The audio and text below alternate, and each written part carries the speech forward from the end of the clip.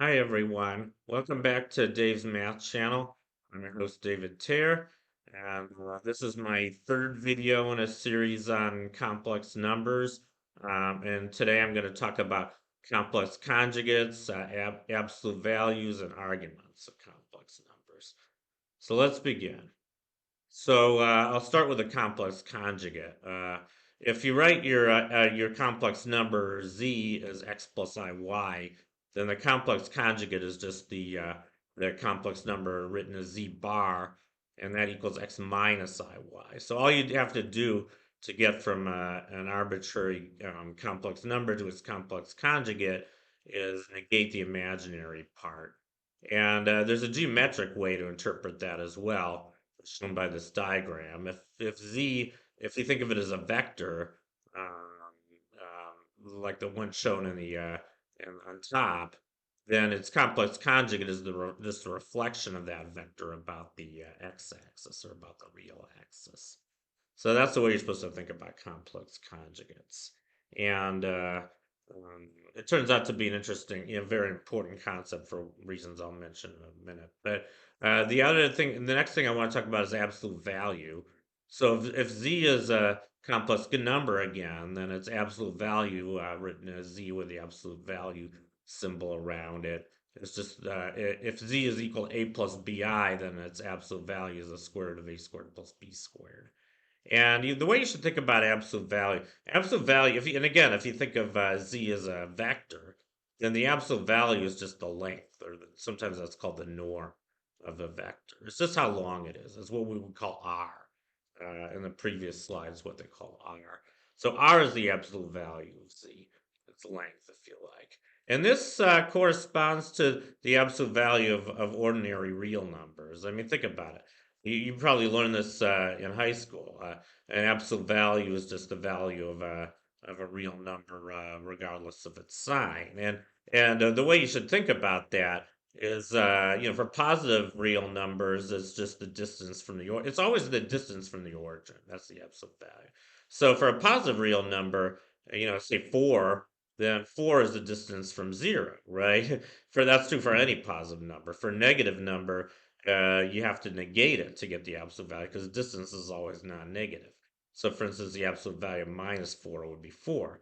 And similarly, the absolute value of some complex number, say 3 plus 4i, that's going to be 5 because square root of 3 squared plus 4 squared is 5. So it's really just the length of the vector. And that goes for real numbers as well as imaginary numbers.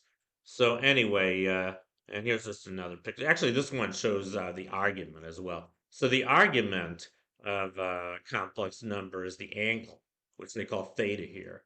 And if it's in the first quadrant, actually, it turns out if the complex number a plus ib shown here is either in the first or the fourth quadrant, that means that its x component is positive.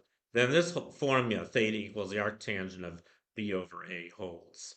But you have to actually modify that formula a little bit if it's in the second or third quadrant or along the imaginary axis. Thought I had a slide that said that. Oh yeah, yeah. So here's the general formula for the argument of x plus iy. It's given another name. Sometimes people call it arctangent 2. I think that's used maybe on C programming. So you say arctangent 2 of y comma x. And this gives you all the possible cases. So like I said, if it's in the first or fourth quadrant, i.e. if its real component is positive, x is positive, then it's just the arctangent of y over x. But if it's in the second quadrant, that's a case where x is less than 0 and y is greater than or equal to 0, then you have to add pi, or 180 degrees, if you like, depending on whether you're working in radians or degrees. So, and then if you're in the third quadrant, that means that x and y are both negative. Then you have to subtract pi, or 180 degrees, from the arctangent. And finally, if x is 0, if y is positive, then the argument is going to be plus pi over 2, or plus 90 degrees. And if the y component is negative, that means you're on the negative y-axis. then the argument's going to be minus pi over 2 or minus 90 degrees.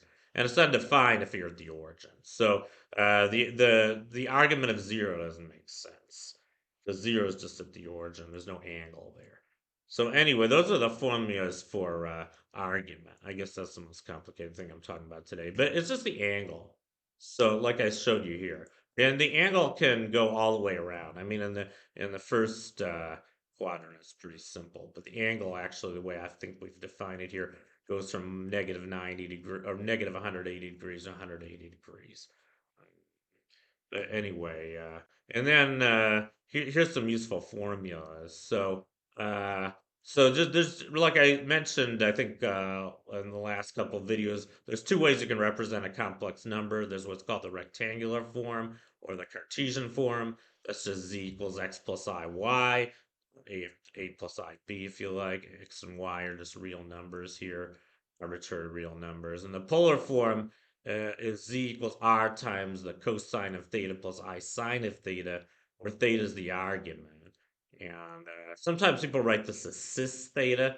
So you can think of this funny function cis. I think this stands for, C stands for cosine, the I is for I, and the S is for sine. Because these thetas are always the same when you write cosine theta plus I sine theta. So it's a little easier to write as cis.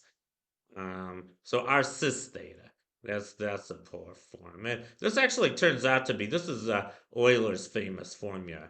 E to the I theta is really the same thing as cis theta, cosine theta plus I sine theta. I mean that takes calculus to prove. That's kind of a complicated proof, but this is actually another way you can represent the polar form of a complex number. But we don't really have to worry about that right now. And then this formula is for the absolute value in the argument. I think I already showed the formula for the absolute value. It's just square root of x squared plus y squared, where x and y are the real and imaginary components, respectively. And it's written in with the usual absolute value notation, bars around z. And here's another useful formula I didn't mention yet. Here's a formula for the absolute value. You can multiply z by its conjugate, zz bar. I haven't talked about complex multiplication yet. That's pretty complicated. I'll do that in the next video. I'll talk about complex multiplication and division. And that should pretty much complete my discussion of complex arithmetic. So just keep this in mind for now. The absolute value of z is equal to square root of z bar. The absolute value of z times its complex conjugate. If you multiply a complex number by its complex conjugate, you always get the square of the absolute value. That's always non-negative, by the way. That's another really important fact about complex conjugates.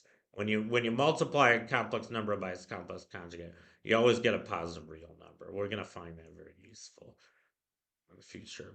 And then the argument, like I said, theta is the argument of the complex number, which is really just its angle. If you think of it as a vector, it's angle with respect to the positive x-axis, and that was given by the formula I just showed, a tan 2 of y comma x.